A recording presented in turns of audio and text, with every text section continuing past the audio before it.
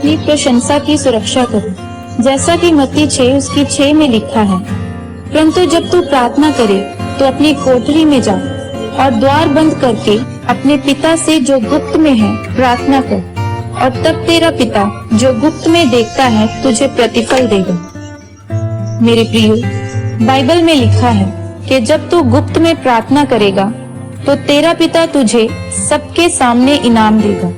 क्या आप जानते हैं कि नाओमी और उसका परिवार कहाँ के रहने वाले थे? यहूदा के।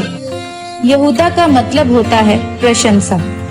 इसका मतलब है कि वो परमेश्वर की प्रशंसा में रहते थे, और जब यहूदा में अकाल पड़ा तो वह प्रशंसा को छोड़कर मोआब देश में चले गए, क्योंकि वहां पर बहुत अन्न था।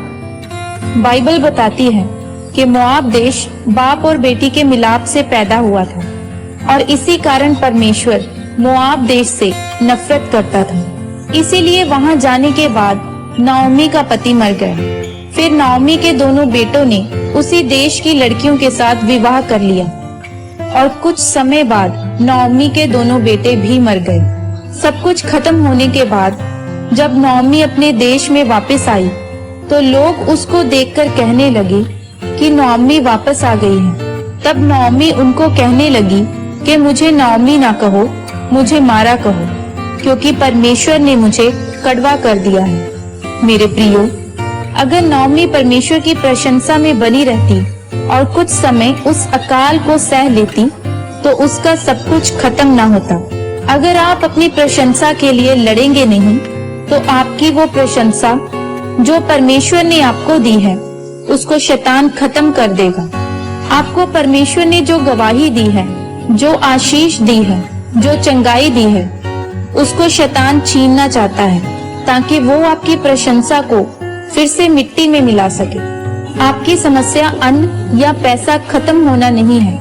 आपकी समस्या परमेश्वर के साथ अनआज्ञाकारिता में होना है। अगर आप अपनी प्रशंसा के लिए नहीं लड़ेंगे तो परमेश्वर भी आपके लिए कुछ नहीं करेगा। परमेश्वर ने कहा, तूने मुझे नहीं चुना बल्कि मैंने तुझे चुना है ताकि तू फल लेकर आए। मेरे प्रियो, फल जोर लगाने से आता है, लेकिन आज लोग लड़ने के लिए और जोर लगाने के लिए तैयार नहीं। थोड़ी सी समस्या आई तो वे उन समस्याओं के सामने झुक जाते हैं। यहूदा का मतलब होता है प्रशंसा।